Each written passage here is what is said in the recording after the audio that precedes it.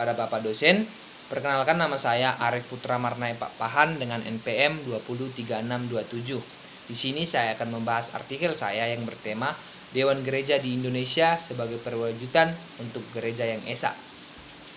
Sejak ikutnya wakil-wakil Indonesia dalam pertemuan Dewan Gereja-Gereja Dunia, timbullah suatu keinginan dan kerinduan dari wakil-wakil gereja di Indonesia untuk sama-sama memikirkan keesaan gereja di Indonesia sendiri. Masuknya misi di Indonesia juga membawa warna dan doktrin yang mewarnai gereja-gereja di Indonesia. Dewan Gereja-Gereja di Indonesia atau disingkat dengan DGI merupakan hasil dari gerakan-gerakan oikumene di Indonesia, dan yang melatar belakangi pembentukannya adalah penderitaan akibat penjajahan yang baru dialami oleh bangsa Indonesia dan kerinduan untuk bersatu. Yang pertama, kita akan membahas sejarah berdirinya DGI. Pembentukan DGI dilakukan pada konferensi tanggal 21 sampai 28 Mei 1950 di STT Proklamasi. Gerakan ini dibentuk sebagai kesadaran oikumene di antara orang-orang Kristen dengan gereja-gereja di Indonesia yang telah berkembang akibat ikutnya wakil-wakil Indonesia dalam pertemuan IMC di Yerusalem pada tahun 1928, di Tambaram pada tahun 1938, dan Konferensi Kristen Asia Timur. Selain itu, situasi masyarakat Indonesia telah memberi dorongan yang kuat bagi terbentuknya Dewan Gereja di Indonesia. Perang Dunia Kedua dan penjajahan Jepang memaksa gereja-gereja di Indonesia untuk berdiri sendiri, yang dapat dikatakan menjadi kerohanian bertumbuh di tengah-tengah penderitaan. Beberapa persiapan dilakukan sebelum pembentukan DGI pada tahun 1950, yaitu persiapan yang pertama pada Mei 1946 dibentuk Dewan Permusyawaratan Gereja-Gereja di Indonesia yang berpusat di Yogyakarta. Yang kedua, pada Maret 1947 terbentuk Majelis Kristen di Indonesia bagian timur yang berpusat di Makassar. Yang ketiga, ada awal 1949 terbentuk Dewan Gereja-Gereja Sumatera. Dari penjelasan yang sudah saya berikan, dapat kita ketahui bahwasannya sejarah gerakan oikumene di Indonesia didahului dengan terbentuknya Dewan Gereja-Gereja Daerah. Selain itu, karena situasi politik di Indonesia pada saat itu kurang mendukung, ada beberapa tindakan yang dilakukan untuk mewujudkan keesaan gereja, antara lain yang pertama, pada tanggal 23 Januari 1948 dikeluarkan surat kepada beberapa pemuka Kristen dan pimpinan gereja untuk membentuk sebuah panitia perancang untuk menyiapkan pembentukan Dewan Gereja Indonesia. Yang kedua, pada tanggal 6 sampai 12 November 1949, konferensi persiapan pembentukan DGI di Gedung Gereja Paulus Jakarta, dan pada saat itu diikuti oleh 29 gereja di Indonesia.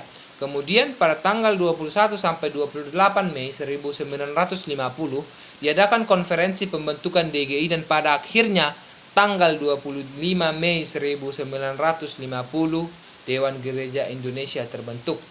Salah satu agenda dalam konferensi tersebut adalah pembahasan tentang anggaran dasar Dewan Gereja di Indonesia. Yang kedua, kita akan membahas struktur dari DGI. Yang pertama, ada sidang raya. Forum ini merupakan tempat bermusyawarah bagi gereja-gereja untuk membahas terkait semua hal yang menyangkut kepentingan bersama. Yang kedua, ada badan pekerja lengkap yang bersidang setahun sekali, terdiri dari seorang wakil dari tiap-tiap anggota BPH dengan seorang dari setiap wakil Dewan Gereja Wilayah sebagai konsulatnya. Yang ketiga, ada badan pekerja harian. Yang keempat, ada badan keuangan umum yang bertugas untuk merancang, menetapkan, menerima, dan melaksanakan anggaran belanja Dewan Gereja Indonesia.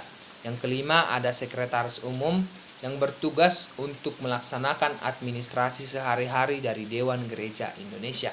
Yang keenam, ada komisi-komisi atau departemen-departemen dan badan-badan yang merupakan kelompok kerja yang diutus untuk melakukan suatu tugas tertentu. Yang ketiga, kita akan membahas perkembangan Dewan Gereja Indonesia dari tahun 1950 sampai tahun 1984, yaitu kita akan membahas sidang-sidangnya. Yang pertama, sidang lengkap pertama.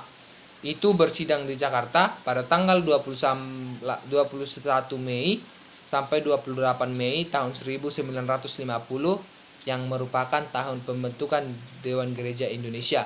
Kemudian ada sidang lengkap kedua Dewan Gereja Indonesia Mereka bersidang di Jakarta pada tanggal 20 sampai 30 Juni 1953 dan sidang ini bertemakan Yesus Kristus Harapan Dunia.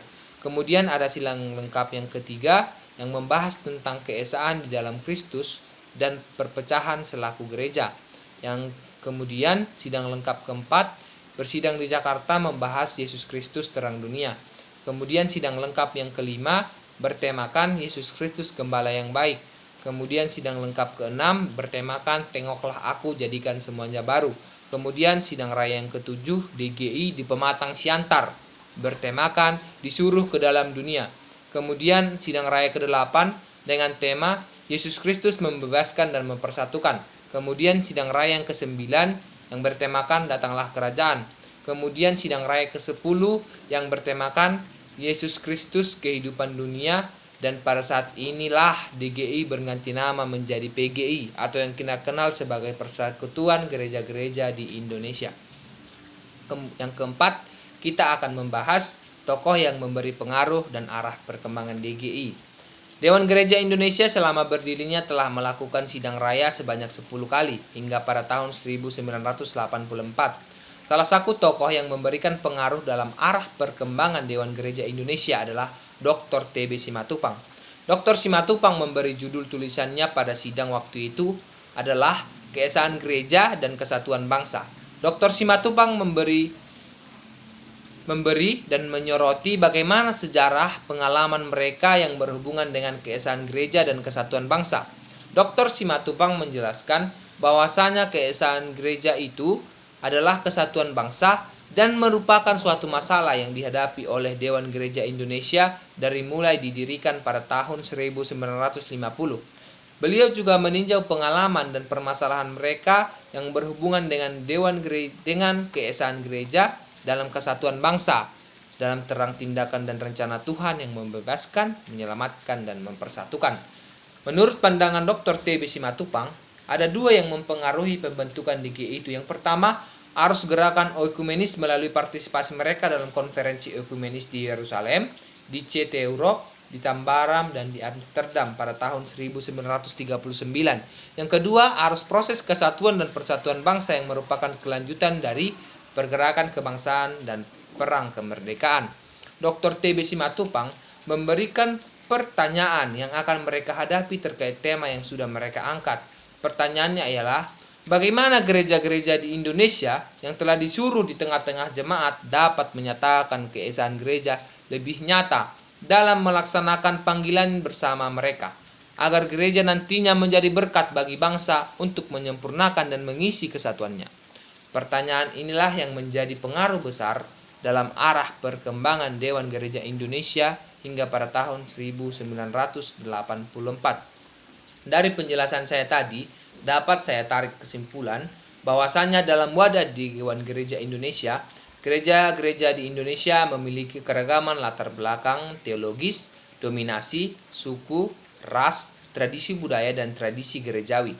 Tidak lagi dilihat dalam kerangka perbedaan yang memisahkan, melainkan diterima sebagai harta yang berharga dalam memperkaya kehidupan gereja-gereja sebagai tubuh Kristus. Keanggotaan Dewan Gereja Indonesia mewakili 80% umat Kristen di Indonesia dengan lambang oikumene. Gereja-gereja anggota Dewan Gereja Indonesia optimis berkarya dan melayani di Indonesia dan di dunia. Berdasarkan Yohanes 17 ayat 21, ketika Yesus meminta kepada Bapa agar semua orang bersatu sama seperti Ia dan Bapa adalah satu, maka misi ini kemudian direalisasikan dalam gereja-gereja yang ada di dunia saat ini. Sehingga keberagaman itu tidak hanya menjadi alat gereja untuk perpecahan, melainkan sebagai salah satu sarana untuk bersatu dalam wadah keesaan gereja. Di samping merekatkan hubungan di antara gereja-gereja dan anggotanya, Dewan Gereja Indonesia juga terpanggil untuk bekerja sama dan membangun kemitraan dengan gereja-gereja dan lembaga oikumene lainnya, dan baik antar agama, baik di tingkat nasional maupun internasional. Hubungan kemitraan ini dimaksudkan untuk menciptakan kerukunan umat beragama serta kesejahteraan manusia di Indonesia pada khususnya dan dunia pada umumnya, sehingga tercapailah keesaan gereja yang merupakan tujuan dari gereja sendiri. Sekian presentasi saya. Terima kasih.